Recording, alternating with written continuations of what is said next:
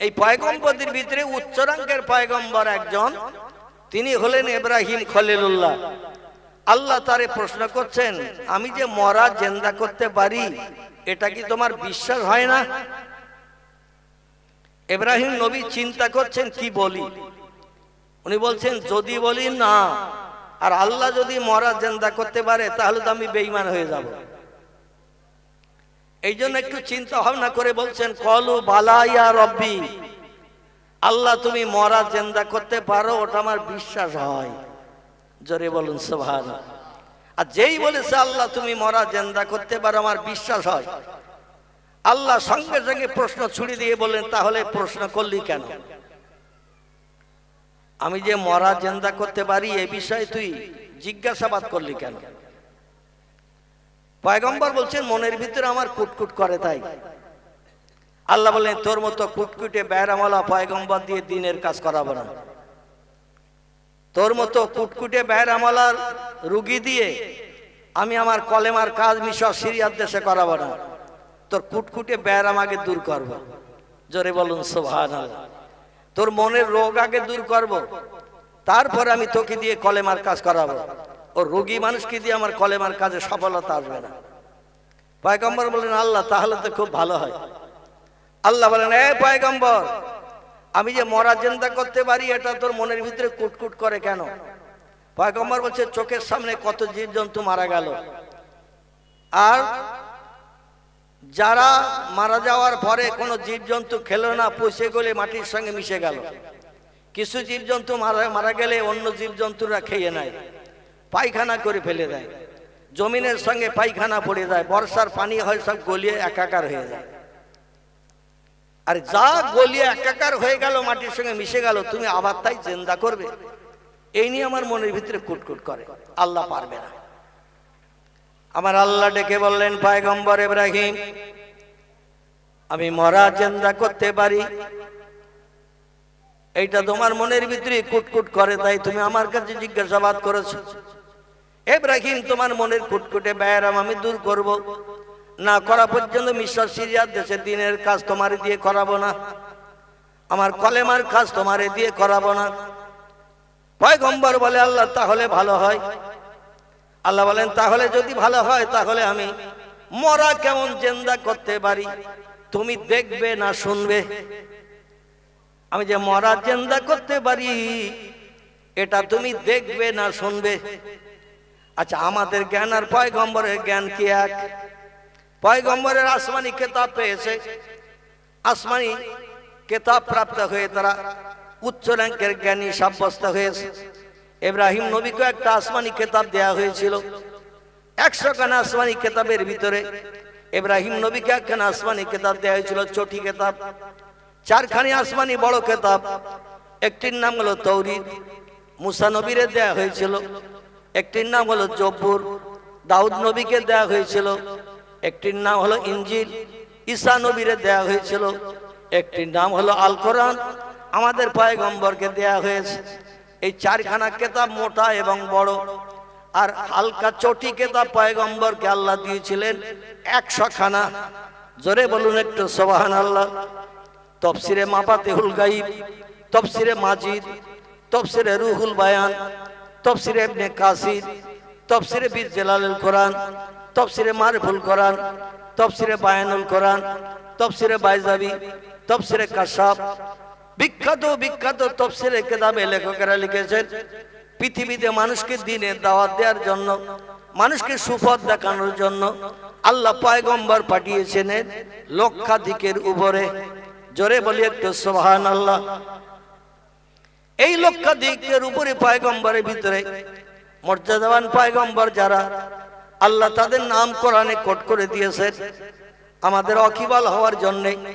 কারবা নাম আদম, কারবা নাম শীষ, কারবা নাম ইদ্রিস, কারবা নাম নূহ, কারবা নাম ইব্রাহিম, কারবা নাম ইসমাইল, কারবা নাম ইসহাক, কারবা নাম ইয়াকুব, কারবা নাম ইউসুফ, কারবা নাম দাউদ, কারবা নাম সুলাইমান, কারবা নাম মুসা, কারবা নাম হারুন, কারবা নাম হুদ, কারবা নাম লুত, কারবা নাম সালেহ, কারবা নাম জাকারিয়া, কারবা নাম এহিয়া, কারবা নাম আইয়ুব, কারো নাম ইউনুস, কারো নাম শোয়েব, কারো নাম ইলিয়াস, কারো নাম ওজায়ের, কারো নাম ঈসা, কারো নাম মুহাম্মাদুর রাসূলুল্লাহ।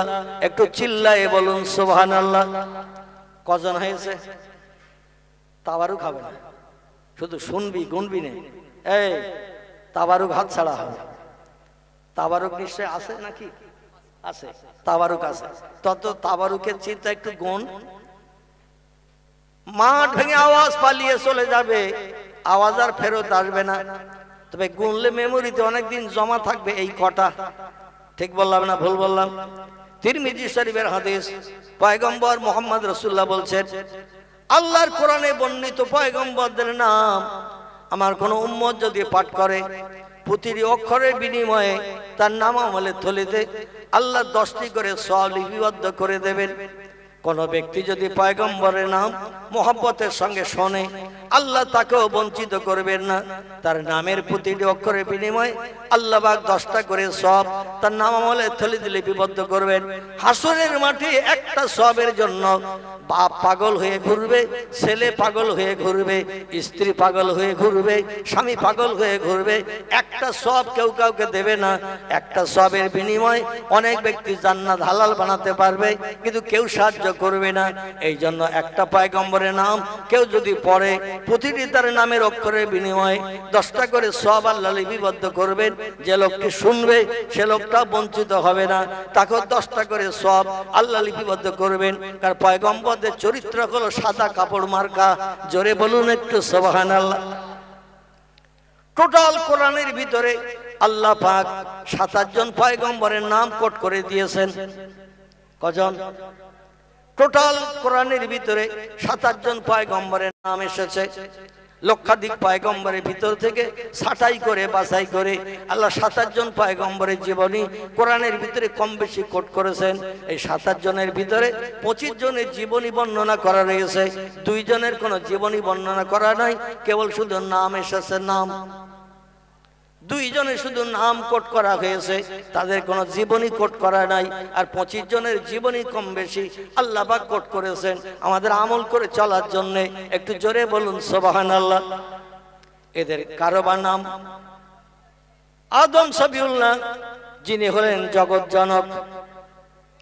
আদম নবী, আমার ভাইরা, তার পুত্র হযরতে শীষ থেকে শুরু করে, নূহ থেকে শুরু করে, ইব্রাহিম থেকে শুরু করে, ইসমাইল থেকে শুরু করে ঈসা রুহুল্লাহ পর্যন্ত 25 জন পয়গম্বরের জীবনী আল্লাহ কোরআনে ভরে দিয়েছেন।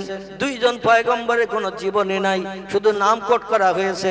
একজনের নাম হযরতে আলিয়াসা আলাইহিস সালাম, আরেকজনের নাম হযরতে জুলকিফল আলাইহিস সালাম। 2 জনের কোনো জীবনী নাই, শুধু নাম কোট করা হয়েছে। আর 25 জনের কম বেশি কিছু কিছু জীবনী কোরআনের ভিতরে ভরা হয়েছে। এই 25 জনের ভিতরে একজনের কথা আমি আপনাদের কাছে বলছি, যিনি হলেন ইব্রাহিম খলিলুল্লাহ। চিল্লায়ে বলুন একটু সুবহানাল্লাহ। আল্লাহ বলেন, পয়গম্বর আমি মরা জিন্দা করতে পারি, এই নিয়ে তোমার মনের ভিতরে সংশয় দেখা দিয়েছে, তাই তুমি জিজ্ঞাসাবাদ করছো।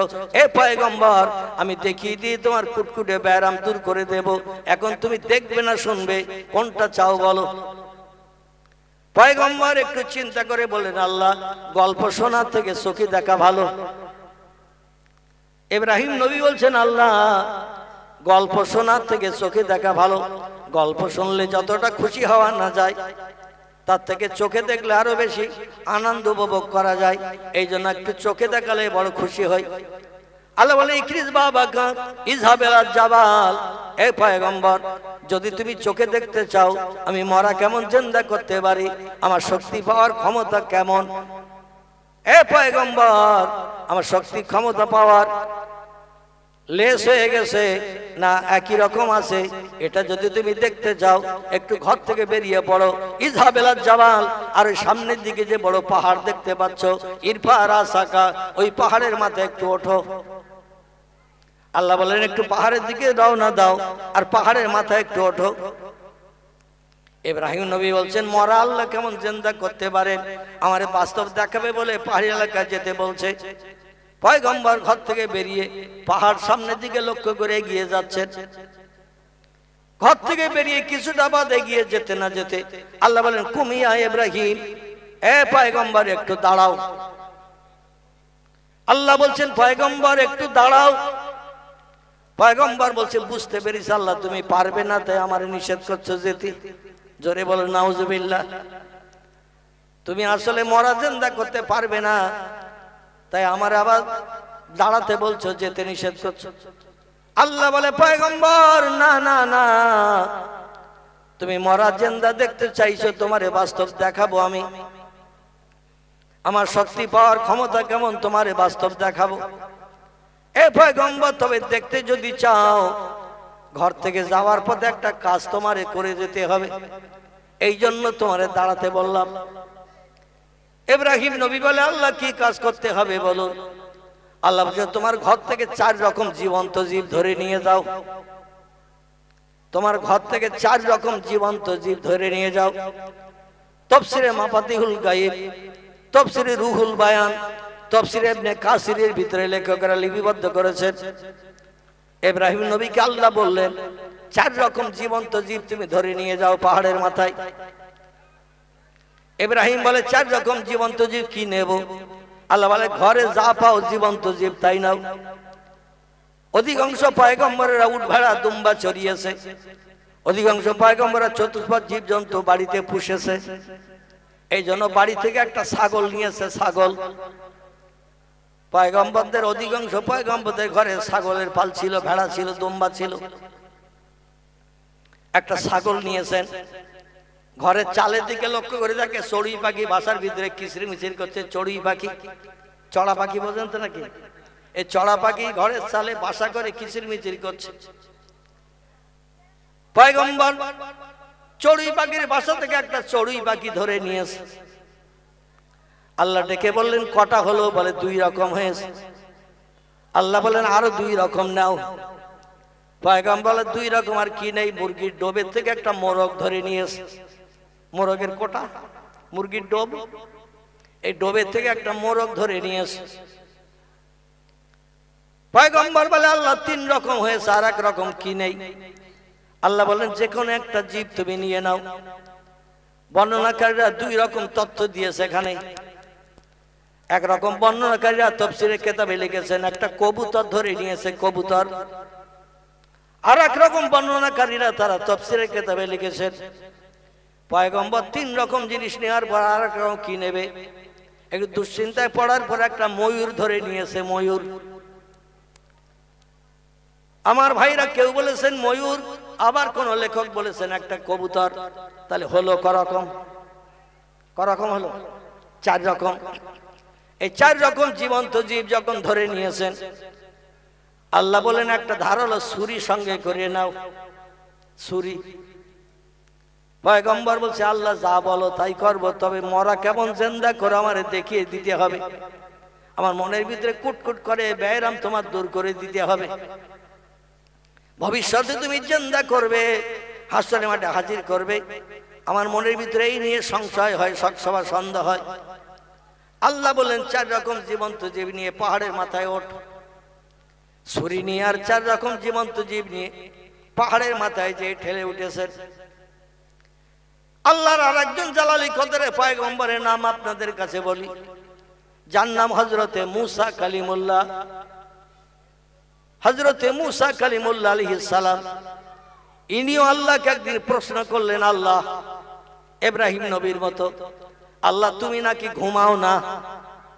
মুসা নবী ডেকে বলছে আল্লাহ তুমি নাকি ঘুমাও না?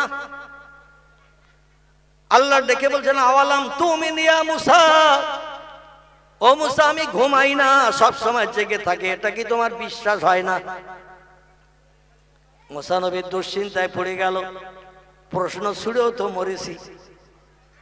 আল্লাহ বলছেন আমি 24 ঘন্টা জেগে থাকি, আমি ঘুমাই না। এই তথ্য তুমি পেলে কোথায়? বলে জিবরিল আমিনের কাছ থেকে আমি তথ্য পেয়েছি। জিবরিল বলছেন আল্লাহ এমন একজন স্রষ্টা, লাতা খুজুহু সিনাতু ওয়ালা নাউম। জোরে বলুন একটু আল্লাহু আকবার। আয়াতুল কুরসির ভিতরে এসেছে, কোরআনের সম্ভবত 3য় পারায়, আল্লাহু লা ইলাহা ইল্লা হুয়াল হাইয়ুল কাইয়্যুম লা তাখুযুহু সিনাতু ওয়ালা নাওম। জোরে বলুন একটু আমিন। আল্লাহ তিনি এমন একজন মালিক যিনি প্রতিদিন 24 ঘন্টা জেগে থাকে, কোনোদিন তিনি ঘুমান না। মুসা নবী প্রশ্ন ছুড়ি দিয়ে বলছে, আল্লাহ তুমি নাকি ঘুমাও না, আমি জিবরিল আমিন মারফত শুনলাম। আল্লাহ বলছেন আমি যে ঘুমাই না এটা কি তোর বিশ্বাস হয় না? মুসা নবী চিন্তা ভাবনা করে বলছেন, কলু নাম ইয়া রব্বি, তুমি ঘুমাও না, ওটা জিবরিল আমিনের মুখে শুনে আমি বিশ্বাস করলাম। জোরে বলুন একটু আমিন। আল্লাহ বলে, বিশ্বাস যখন তোর হয়েছে তাহলে আমার কাছে আবার প্রশ্ন ছুড়লি কেন? তোর পাহাড়ে কিনারে খেজুর গাছের তলায় দাঁড়িয়ে আমার কাছে তুই প্রশ্ন ছুড়লি কেন? মুসা নবী বলে, আল্লাহ মনের ভিতরে খুটখুট করে সব সময়, আল্লাহ ঘুমায় না, কি করে ভালো থাকতে পারে? পৃথিবীতে যারা ঘুমায় না তারা তো ম্যাড হয়, পাগল হয়ে যায়। রাত দিন 24 ঘন্টা যাদের ঘুম নাই এরা অধিকাংশ সব ম্যাড, পাগল। আর তুমি জীবনে কোনোদিন ঘুমাও না, আল্লাহ তুমি কিরকম পাগল নাউজুবিল্লাহ তা তো বুঝি না। আবার পাগল যারা হয় এদের পাগলামি সারানোর জন্য পাগলা গারদে ভর্তি করা হয়, হসপিটালে ভর্তি করা হয়, ডাক্তার কবিরাজ তাদের দেখানো হয়। আল্লাহ তুমি ঘুমাও না, নিশ্চয়ই পাগল হয়ে গেছো। আর কোন হসপিটালে ট্রিটমেন্ট হয় এই নিয়ে আমার মনের ভিতরে দুশ্চিন্তা হয়। আল্লাহ ডেকে বললেন, পয়গম্বর আমি আল্লাহ ঘুমাই না, সব সময় 24 ঘন্টা প্রতিদিন ভালো থাকি, এটা কি তোর বিশ্বাস হয়?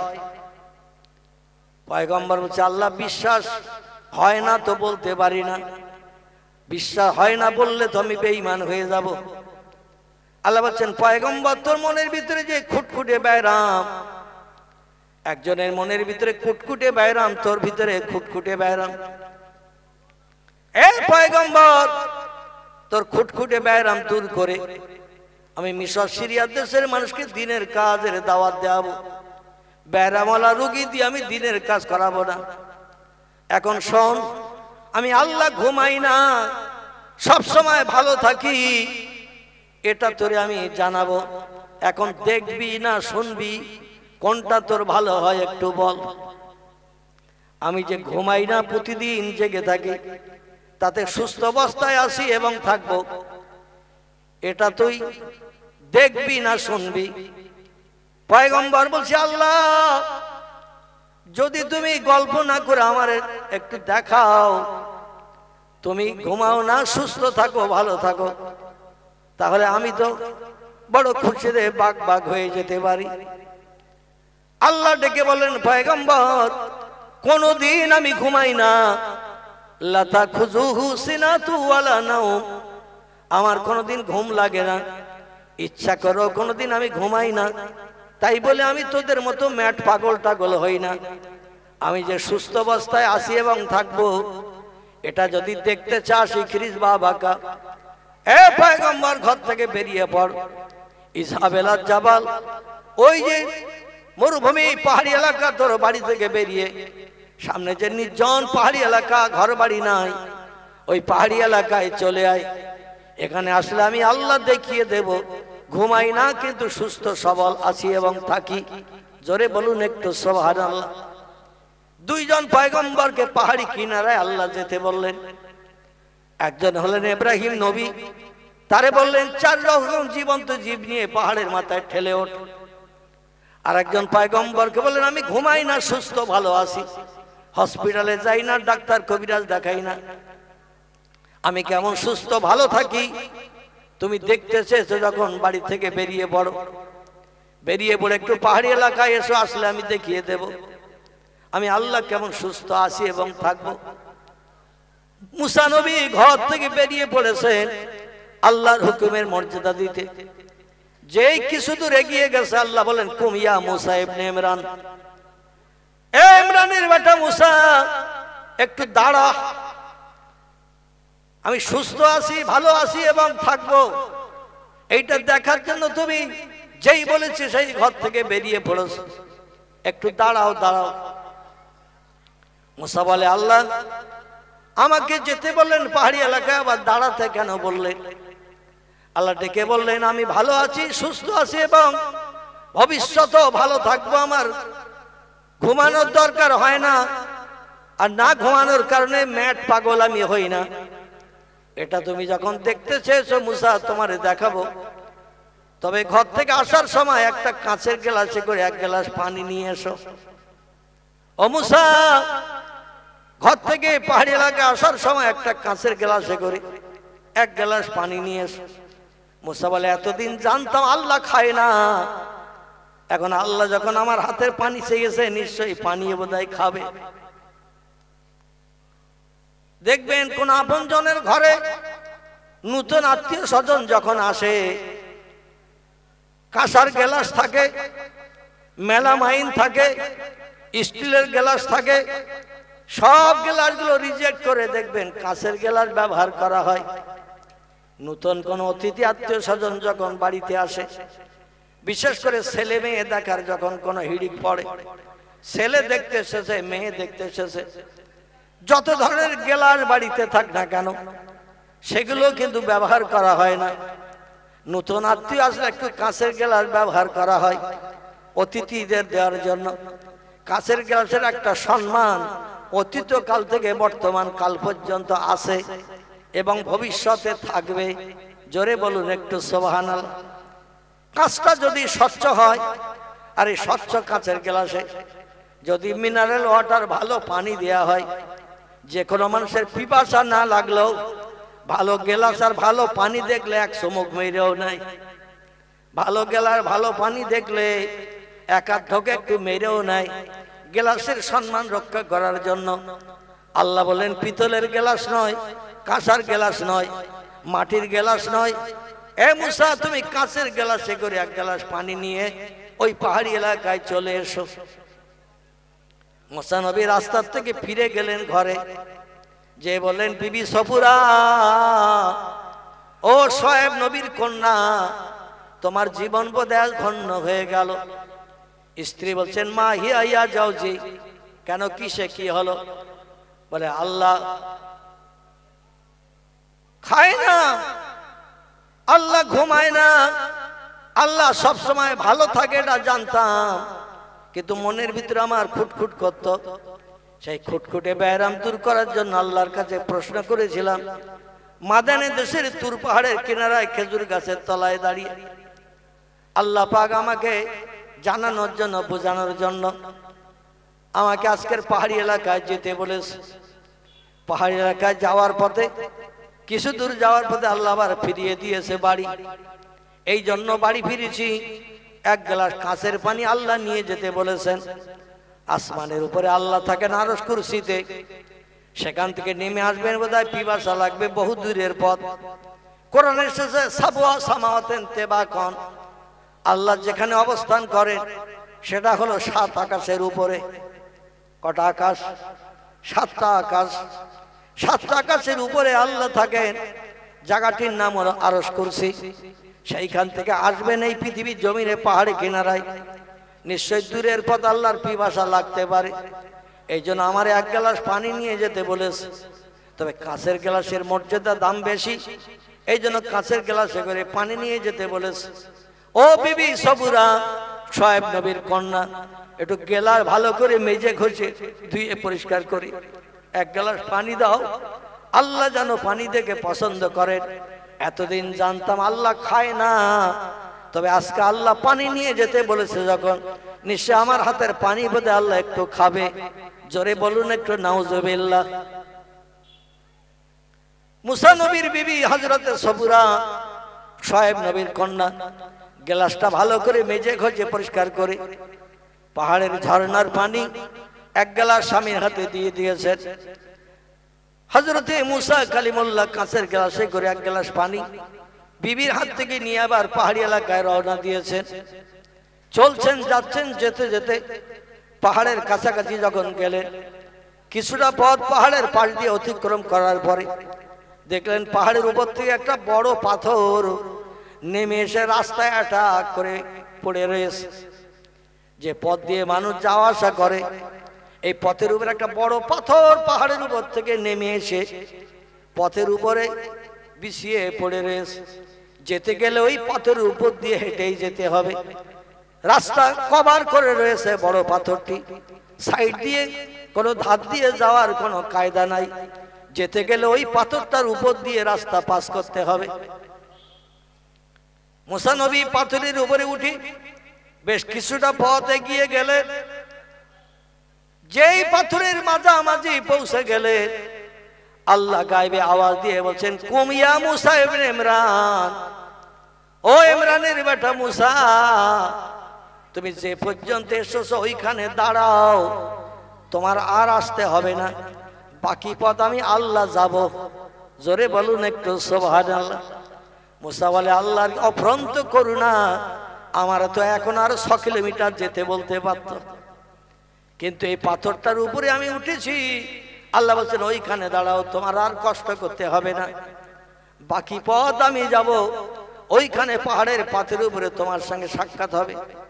মুসা নবী বলে, বেঁচে গেলাম, আল্লাহ যদি আরো 6 কিলোমিটার যেতে বলতো তাহলে আমাকে যেতে হতো, কারণ আল্লাহর সঙ্গে কোন জায়গায় দেখা হবে পাহাড়ের কিনারায় সে কে জানে, নিশ্চয়ই তিনি জানেন কোন জায়গায় গেলে সাক্ষাৎ হবে। তবে এখানে যখন দাঁড়াতে বলছেন একটু দাঁড়াই। মুসা নবী পাথরের উপরে পানির গ্লাস নিয়ে চুপ করে দাঁড়িয়ে আছে। এদিকে ইব্রাহিম নবী 4টে জীবন্ত জীব সঙ্গে করে নিয়ে ধারালো একটা ছুরি নিয়ে পাহাড়ের কিনারায় যে টেনে টেনে ছাগলটারে আর ময়ূর কিংবা কবুতর, চড়াই পাখি আর বাড়ির মোরগ, এগুলো একসঙ্গে ধরে নিয়ে বস্কা করে পাহাড়ের মাথায় যে ঠেলে উঠেছেন, ছাগলটার গলায় দড়ি দিয়ে টেনে টেনে নিয়ে গেছেন। পাহাড়ের মাথায় যেয়ে বলছি, ইয়া রব্বি, ও আমার প্রভু গো, তুমি মরা কেমন জিন্দা করবে আমি একটু দেখতে চাইলাম, আর তুমি দেখানোর জন্য আমাকে এই পাহাড়ের মাথায় আসতে বললে। আমি তো পাহাড়ের মাথায় এসে গেছি আল্লাহ, এবার একটু দেখিয়ে দাও, আমার মনের কুটকুটে ব্যায়ামটা দূর করে দাও। আল্লাহ ডেকে বললেন, ইব্রাহিম, তোমাকে যে 4 রকম জীবন্ত জীব নিয়ে আসতে বলেছি তুমি এনেছো। ইব্রাহিম বলে, নাম ইয়া রব্বি হা। আল্লাহ বলছেন, ছুরি একটা আনতে বলেছি। ইব্রাহিম বলে, আল্লাহ ছুরিও এনেছি।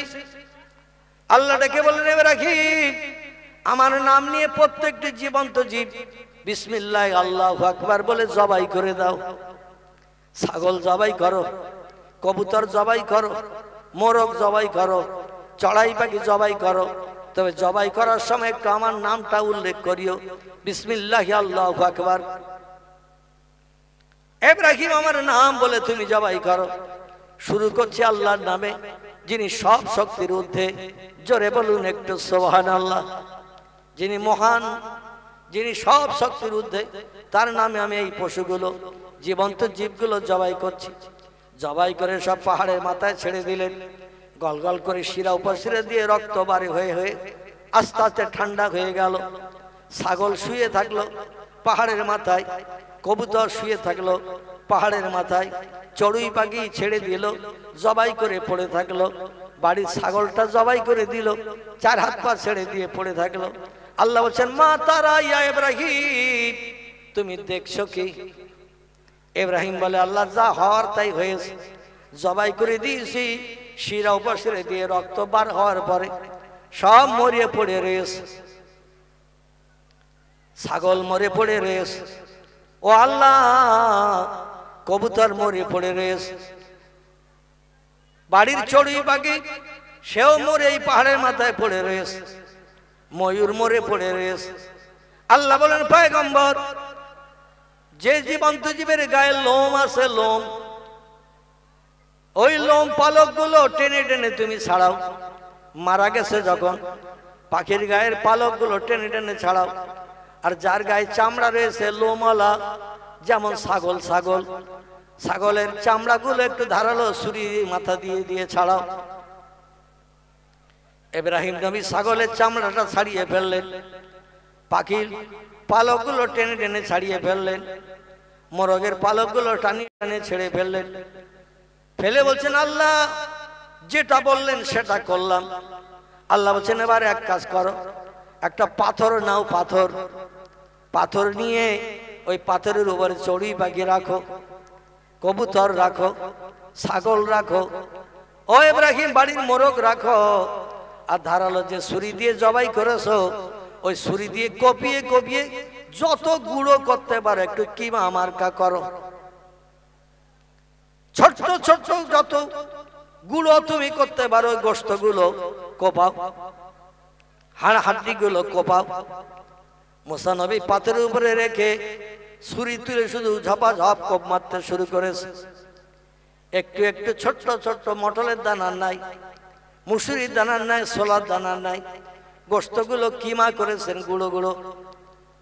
ডেকে বলে, আল্লাহ তুমি আমার সব গুঁড়ো গুঁড়ো করে কিমা করতে বলেছো, আমি সব কিমা করলাম।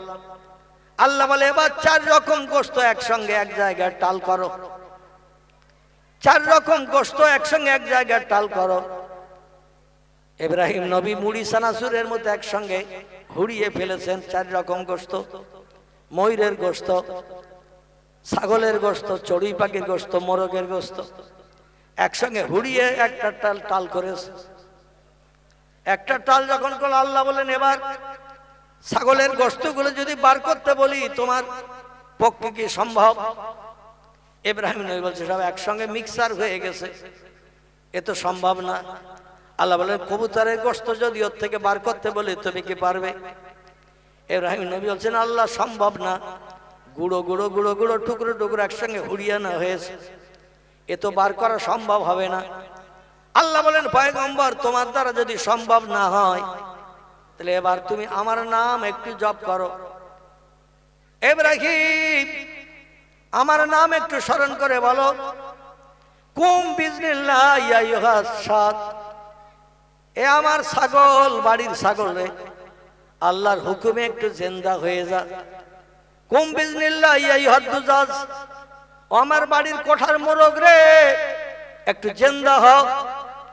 কুম বিজনিল্লাহ ইয়া আইয়ুহাত তায়ির, এ আমার বাড়ির চড়ুই পাখি, বাসা থেকে ধরে এনেছি জবাই করে গায়ের লোমগুলো পালকগুলো ছাড়িয়ে নিয়ে পাথর উপরে রেখে কপিয়ে কপিয়ে টুকরো টুকরো করেছি।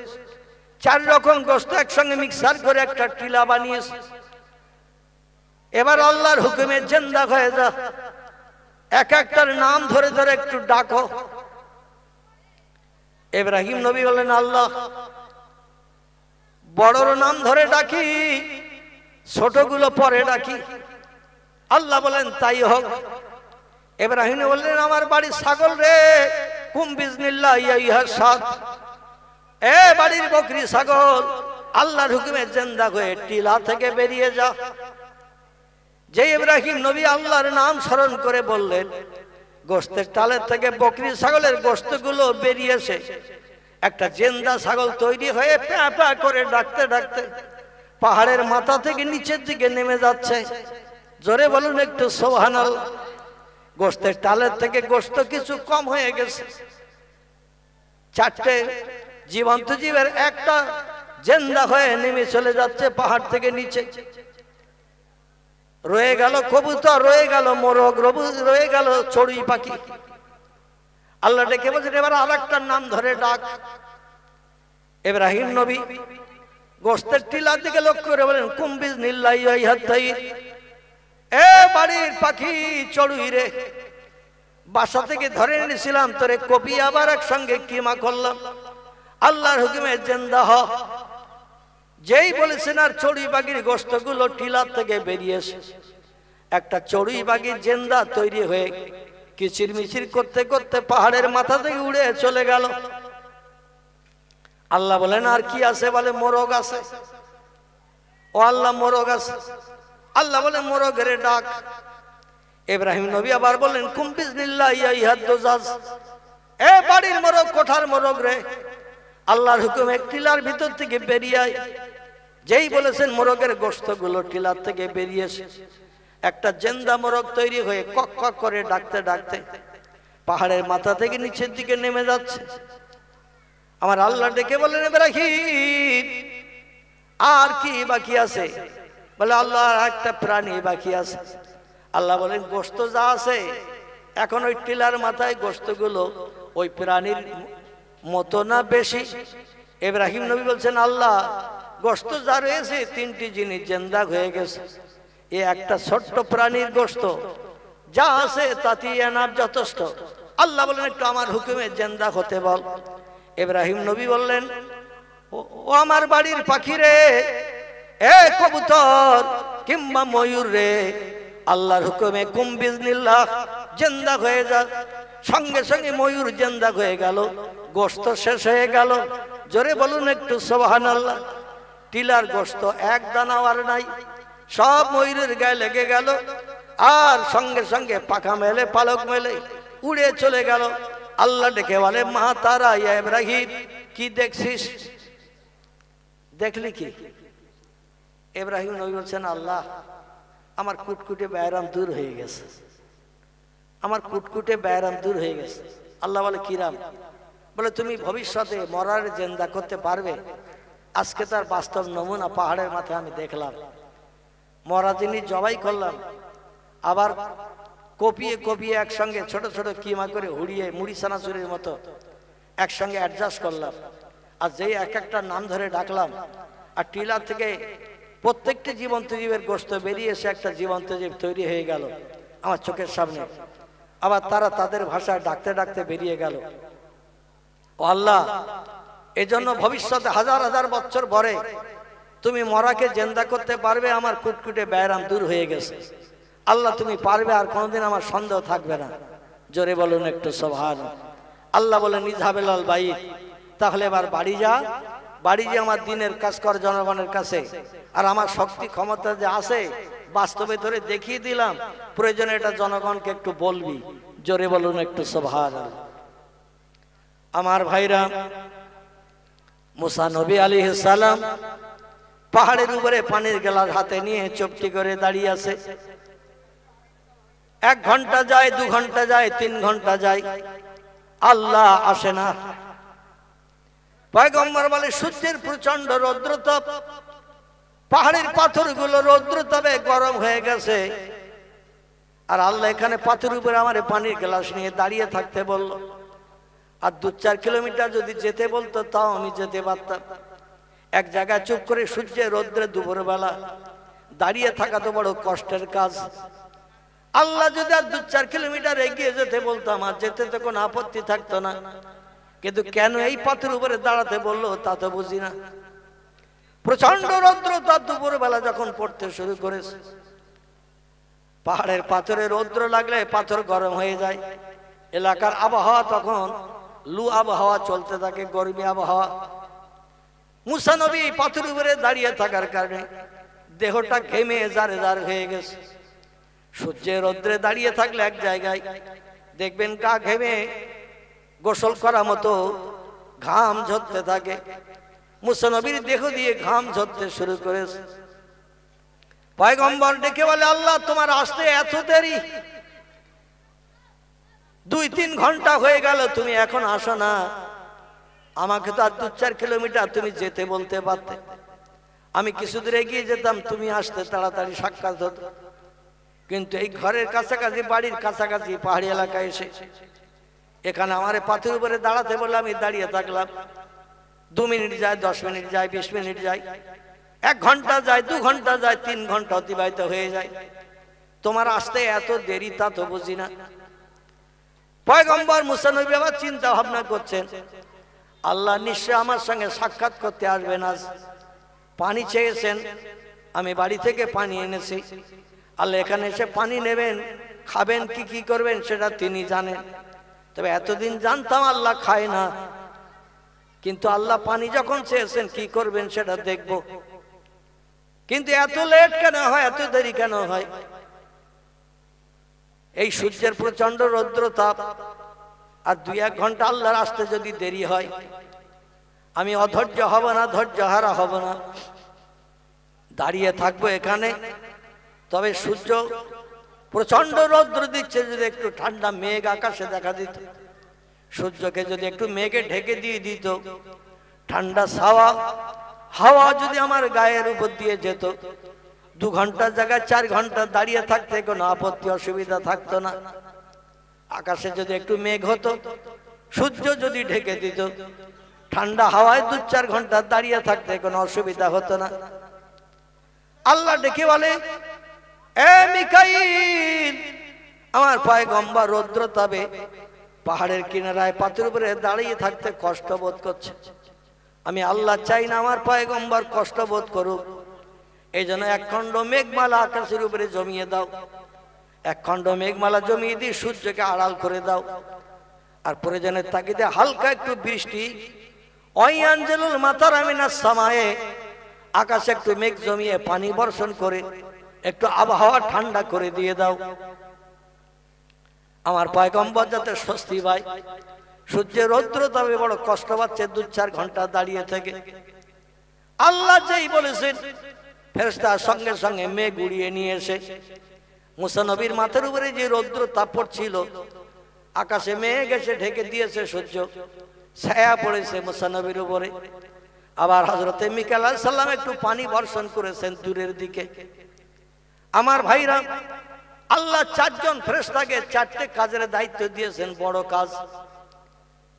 একজন ফেরেশতা হলেন হযরতে জিবরিল, তার দায়িত্ব হলো আসমানি ওহীগুলো পৃথিবীতে নিয়ে এসে, আসমানি কিতাবগুলো নিয়ে এসে পয়গম্বরদের কাছে পৌঁছে দেয়া। যখনই বলেছেন ফেরেশতা জিবরিল, ডানা মেলে মুহূর্তের ভিতরে উড়িয়ে এসে কাজ করেছেন। আল্লাহ পাক হযরত মিকাইলকে দায়িত্ব দিয়েছেন মেঘ উড়িয়ে নিয়ে এলাকায় পানি বর্ষণের জন্য। মিকাইল এখনো পর্যন্ত আল্লাহ হুকুম তামিল করেন, যখন যে এলাকায় বলেন সে এলাকায় মেঘ জমিয়ে পানি বর্ষণ করেন। কোরআনে এসেছে, অমালাইকাতুন গিলাজুন শিদাদুন লা ইয়াসুনাল্লাহা মা আমারাহুম ওয়া ইয়াফআলুনা মা ইউমারুন। জোরে বলে একটু আল্লাহু আকবার।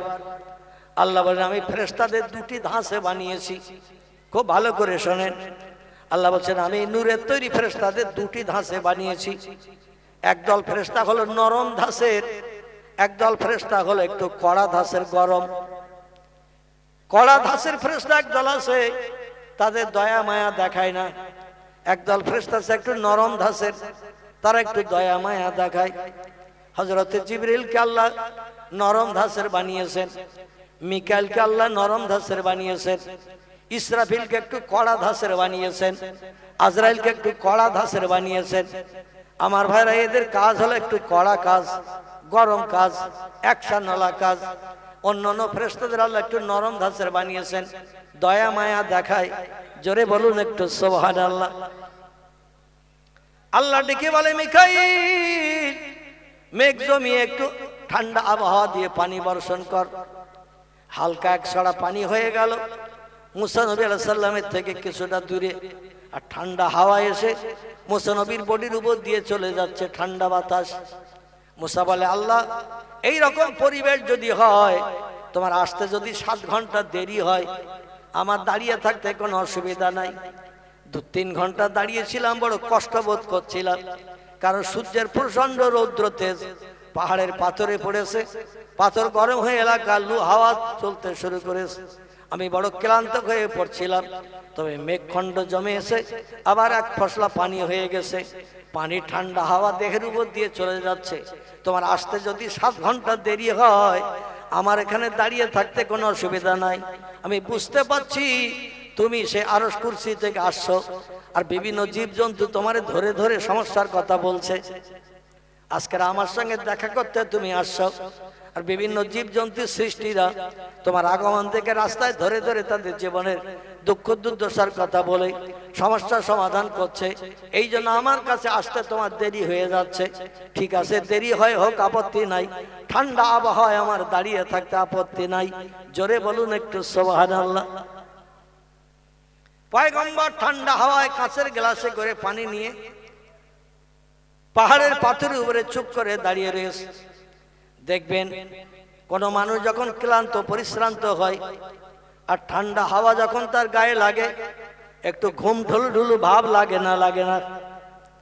অনেকে দৌড়িয়ে ছুটে চলে গেছে, মনে করুন দেউলি বাজারে, গ্রামের থেকে দৌড়িয়ে ছুটে গেছে যে তাকে বাস একটা ছেড়ে দিচ্ছে। বাসে উঠেছে কিন্তু বসার জায়গা নাই, বাসের রড ধরে দাঁড়িয়ে রয়েছে, গাড়ি চলছে, জানলা দিয়ে ঠান্ডা হাওয়া আসছে, মনে করুন পরিবেশ ঠান্ডা। আর এ লোকটা দৌড়িয়ে ছুটে গেছে যে বাস ধরেছে। জানালা দিয়ে যখন ঠান্ডা হাওয়া আসে, অনেক মানুষ দাঁড়িয়ে থাকলেও ঘুম হয়, অনেক ব্যক্তি সিটে বসে রয়েছে, ক্লান্ত মানুষ সিটে বসে রয়েছে, গাড়ি চলছে, গাড়ি চলতেছে, একজন আরেকজনের ঘাড়ে হুড়মুড় করে পড়তেছে। এটা হলো স্বাভাবিক ব্যাপার। ক্লান্ত দেখে ঠান্ডা হাওয়া লাগলে ঘুম লাগে। মুসা নবীর একটু ঘুম ঢোলো ঢোলো ভাব লেগেছে। আর যেই ঘুম ঢোলো ঢোলো ভাব লেগেছে, হাতে ছিল কাঁচের গ্লাসে এক গ্লাস পানি। কাঁচের গ্লাসটা হাতের থেকে ঘুম ঢুলু ঢুলু ভাব লাগার কারণে হাতের থেকে গ্লাসটা সরে যেয়ে পড়েছে তলায়। তলায় ধুলো বালি নাই, তলে আছে উপর থেকে একটা লম্বা বড় পাথর, যে পাথর রাস্তার উপরে অ্যাটাক করে রয়েছে। এই পাথরের মাঝামাঝি মুসা নবী দাঁড়িয়ে রয়েছে। আর যেই গ্লাসটা হাতের থেকে সরে পাথরে পড়েছে, ঠড়াস করে একটা শব্দ হয়েছে, যেটা হওয়ার দরকার। কাঁচের গ্লাস, পানি ভর্তি গ্লাস পায়ের কাছে পাথরে পড়েছে, ঝড়াত করে একটা শব্দ হয়েছে। মুসা নবীর ঘুম ঢুলুঢুলু ভাবটা কেটে গেছে। আর যেই ঘুম ঢুলুঢুলু ভাব কেটে গেল, বলে পায়ের দিকে কি শব্দ হলো, তাকিয়ে দেখে গ্লাসও শেষ, পানিও শেষ। মানে গ্লাস ভেঙে চুরমার হয়ে গেছে পাথরে পড়ার কারণে। আর যেই গ্লাস ভেঙে চুরমার হয়ে গেল, পানিও সব গড়িয়ে গড়িয়ে চলে যাচ্ছে। মুসা নবী ডেকে বলে, আল্লাহ, এত সময় পরিশ্রম করে দাঁড়িয়ে থাকলাম, বোধহয় তুমি আমার কাছে আসবে না। আর যদিও বা আসো, এসেই তো প্রথম পানি চাইবে। আর পানি তো আমি দিতে পারবো না, কারণ গ্লাস ভেঙে গেছে, পানিও সব গড়িয়ে চলে যাচ্ছে।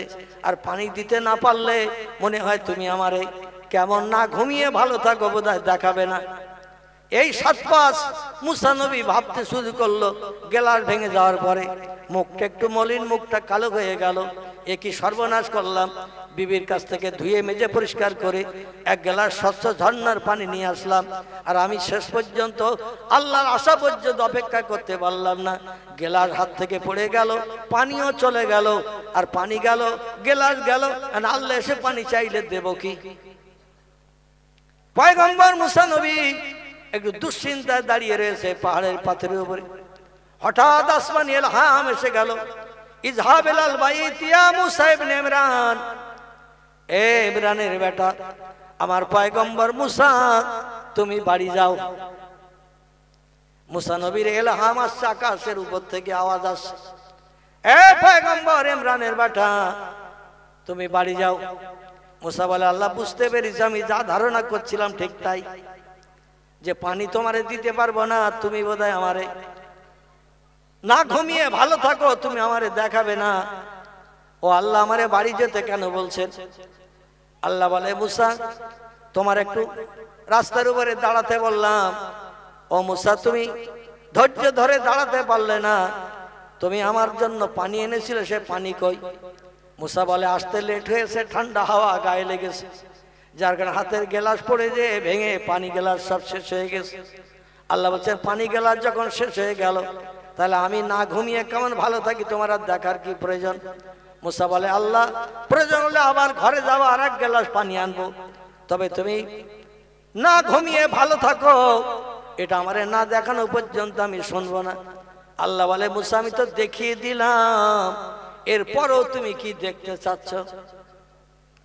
মুসা বলে, আল্লাহ, আমি তো সাধারণ মানুষ না, আমি হলাম একজন পয়গম্বর, যে কোনো তথ্য দিয়ে আমারে বুঝাবে না আর বুঝে বাড়ি যাব, আমি ওটা পছন্দ করি না। ও আল্লাহ, গ্লাস ভেঙে গেছে, প্রয়োজন আর এক গ্লাস পানি আনবো, তবে তুমি না ঘুমিয়ে কেমন ভালো থাকো, আমার তো দেখাতে হবে। তুর পাহাড়ের কিনারায় লাইট দেখে আমি বেহুশ হয়ে গিয়েছিলাম 4 দিন। আজকের মনে মনে আমার শখ ছিল, তুমি না ঘুমিয়ে ভালো থাকো, তোমার বডি আমারে দেখাবে, আর এই পাহাড়ের কিনারায় পাথর উপরে দেখে কলিজা ঠান্ডা করব। কিন্তু তুমি না এসে আমারে বাড়ি যেতে বলছো, আল্লাহ, এ কি ধরনের কাজ? অন্তত এসো, তুমি না ঘুমিয়ে কেমন ভালো থাকো, তোমার বডিটা একটু আমারে দেখাও। আল্লাহ বলে, তুর পাহাড়ের কিনারা একটু আমার চেহারার লাইট তোমারে দেখিয়েছি, 70,000 পর্দা লাগিয়ে, 70,000 পর্দার এপার থেকে আমার চেহারার লাইট একটু ছেড়েছে। সেই লাইট 70,000 পর্দা ভেদ করে তোমার চোখে যখন যে লেগেছে, তুমি পিছনে চিৎপটাঙ্গ হয়ে পড়ে দিয়ে 4 দিন 4 রাত বেহুশ হয়ে থাকলে, আর সরাসরি আমার বডি দেখবে, তোমার তো সাহস ভালো। ও মুসা, যা দেখিয়েছি এটাই এনাফ, যথেষ্ট, আর দেখার দাবি করো না। মুসা বলে, আল্লাহ আমি তো কিছুই দেখি নাই। আল্লাহ বলে, পয়গম্বর এখনো তুমি বুঝতে পারলে না আমি আল্লাহ না ঘুমিয়ে কেমন ভালো থাকি? মুসা বলে, আল্লাহ একটু বুঝিয়ে বলেন, আমি বুঝতে পারছি না।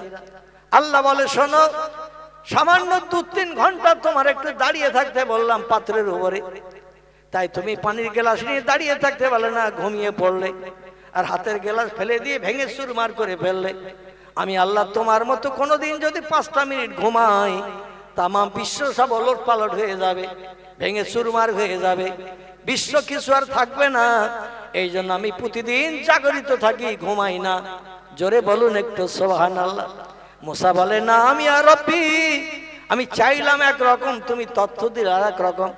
তোমার জ্ঞান হলো সব জ্ঞানীদের সেরা জ্ঞান। জোরে বলুন একটু সুবহানাল্লাহ। সামান্য একটু ঘুমিয়ে পড়ার কারণে হাতের গ্লাস পড়ে গেল, পাথরে পড়ে ভেঙে চুরমার হয়ে গেল। তুমি যদি 2-5 মিনিট কোনোদিন ঘুমাও, বিশ্ব চরাচর আসমান জমিন সব ওলট পালট হয়ে যাবে, ভেঙে চুরমার হয়ে যাবে কাঁচের গ্লাসের মতো। আর ভেঙে যদি সব চুরমার হয়ে যায়, বিশ্ববাসী, পৃথিবীর মানুষ তো পৃথিবীতে বাস করতে পারবে না। এই জন্য তুমি ঘুমাও না, সব সময় জাগরিত থাকো, কাঁচের গ্লাস ধরে রাখার মতো। জোরে বলুন একটু সুবহানাল্লাহ, জোরে বলুন একটু সুবহানাল্লাহ। প্রাণ ভরে উচ্চ রবে মোহাব্বত একটু কলেমার জিকির, লা ইলাহা ইল্লাল্লাহ, লা ইলাহা ইল্লাল্লাহ, লা ইলাহা ইল্লাল্লাহ মুহাম্মাদুর। কলেমা সঙ্গের সাথে, কলেমা হবে গোরের বাতি। তাই পড়ো কলেমা দিবারাতি, কলেমা ছাড়া নাই গতি। বলো লা ইলাহা ইল্লাল্লাহ, লা ইলাহা, লা ইলাহা ইল্লাল্লাহ মুহাম্মাদুর। কাক ডাকে কাকা রবে, কাক ডাকে কাকা রবে, কোকিলের স্বর মধুর লাগে, ডাকে সেই হেমন্তের হাওয়ায়। আল্লাহ ছাড়া মাবুদ নাই, বলো লা ইলাহা, লা ইলাহা ইল্লাল্লাহ, লা ইলাহা ইল্লাল্লাহ মুহাম্মাদুর রাসূলুল্লাহ। সকলে প্রাণ ভরে বলুন সাল্লাল্লাহু আলাইহি ওয়াসাল্লাম। আমি আপনাদের কাছে দাবি রাখবো, একটু স্বর্ণ ছাড়া মতো না হয়ে একটু আস্তে আস্তে আমার কাছের দিকে এগিয়ে আসবেন। নবীজির দরবারে সোনার মদিনায় একটু প্রাণ ভরে সালাম পেশ করে নেব। পবিত্র রবিউল সানি মাস, পিরানে পীর দস্তগীর মহিউদ্দিন আব্দুল কাদের জিলানীর ওফাত মাস। আল্লাহর প্রেমিক বান্দাদের ভিতরে, অলিদের ভিতরে সেরা অলি হিসাবে পৃথিবীতে মর্যাদা পেয়েছিলেন যিনি, আমার ভাইরা তাদের মর্যাদা সম্মান রক্ষার্থে এখান থেকে সোনার মদিনায় নবীজির দরবারে একটু সালাম পেশ করব। সবাই একটু দাঁড়িয়ে যান আর 2-4 পা করে একটু সামনের দিকে এগিয়ে আসেন। ইয়া নবী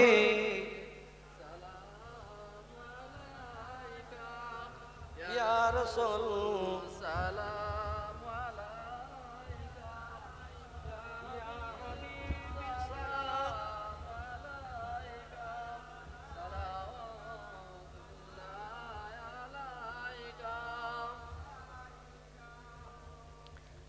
আব্দুল্লাহ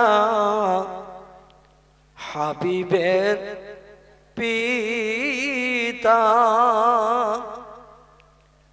মামিনা যে রসুলের মাতা। আবু জাহেল শুনল না যার কথা, সালাম লও পড়ি হে থাইয়া নবে মুন আলাইকা আলাইকা ইয়া রাসূল ইয়া হাবিব সালামুন আলাইকা সালাওয়াত তালাআল বাদরু আলাইনা মিন সানিয়াতিল বেদাই ওয়াজাবা শুকরু আলাইনা মা দাআ লিল্লাহি দাঈ ইয়া নবী সালামুন আলাইকা ইয়া রাসূল ইয়া হাবিব সালামুন আলাইকা সালাওয়াত চাঁদ সূরজ আকাশে আসে সে আলোয় হৃদয় নাহাসে এলে তাই হে নবরবি মানবের মনের আকাশে ইয়া নবী সালামুন আলাইকা ইয়া রাসূল সালাম ইয়া হাবিব সালাম সালাওয়াতুল্লাহ নবী না হয়ে দুনিয়ায় না হয়ে ফেরেশতা ও খোদার হয়েছি উম্মত আপনার তার তরে সালাম লাখো বার ইয়া নবী সালামুন আলাইকা ইয়া রাসূল সালাম ইয়া হাবিব সালামুন আলাইকা সালাওয়াতুল্লাহ আলাইকা সকালে বসে পড়েন ইয়া রাব্বি সাল্লাম সাল্লাম বক্তা এসেছে নাকি কষ্ট হচ্ছে